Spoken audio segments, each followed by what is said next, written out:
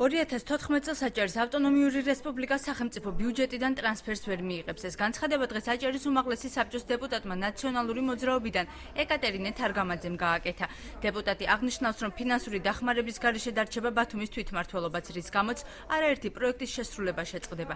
ეკატერინე თარგამაძემ კითხვები ახალ ბულვარში ხიდის მშენებლობის შესახებაც დასვა. საქართველოს 2014 წლის სახელმწიფო ბიუჯეტის პროექტის მიხედვით აჭარის ავტონომიური რესპუბლიკას ტრანსფერი არ გადაეცემა. სპეციალური ტრანსფერები არ გადაეცემათ ასევე თვითმმართველ ქალაქ ბათუმსა და მუნიციპალიტეტებს. არ გაიზრდება რეგიონში განსახორციელებელი პროექტების ფონდი. დამატებით კითხვებს ბადებს ჭოროხის ხიდის მშენებლობა, ანუ მდინარე ჭოროხზე ხიდის მშენებლობა.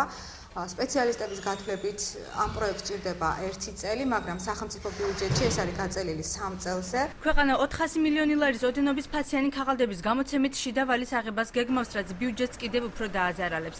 ეკა თარგამაძემ ბრიფინგზე ყურადღება ამის თაობაზეც გაამახვილა. აღნიშნულთან დაკავშირებით საქმის კურსში არ აღმოჩნდა ბათუმის მაჟორიტარი დეპუტატი საქართველოს პარლამენტში.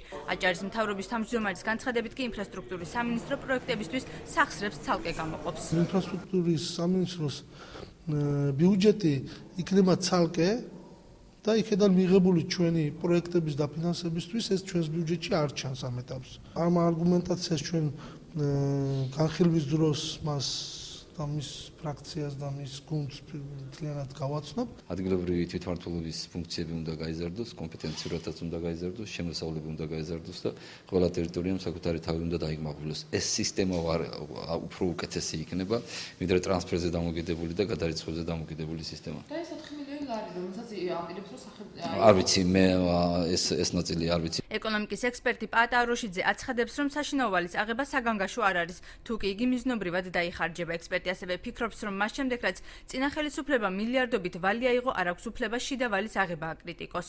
გაცილებით უფრო უარესია საგარეო ვალი, რომელიც გააკეთა 2008 წელს ნაცმოძრაობამ 9 მილიარდი დოლარის საგარეო ვალი, რომელიც შემდგომში მოხმარდა 2008 წლის არჩევნების გაყალბებას. სესხი, რომელიც აიღება ამ შემთხვევაში შიდა სესხი თუ საგარეო სესხი უნდა იყოს მიზნობრივი დანიშნულებით. ანუ მიზნობრივი დანიშნულება იმას გულისხმობს, რომ ეს შეიძლება საჭირო გახდეს ინფრასტრუქტურისათვის, საჭირო გახდეს სხვადასხვა ღონისძიებების განსახორციელებლად ეკონომიკის სტიმულირებისათვის და ასე შემდეგ, რომელიც შემდგომში შემოსავლებს მოიტანს. ბათუმის მერის განცხადებით თვითმმართველობა აჭარის ფინანსთა სამინისტროდან 52 მილიონ ლარს ელოდება, რისთვის აპირებს თუ არა ცენტრალური ხელისუფლება ფასიანი ობლიგაციების გამოშვებას საქართველოს ფინანსთა სამინისტროსთან ვერ გავარკვიეთ.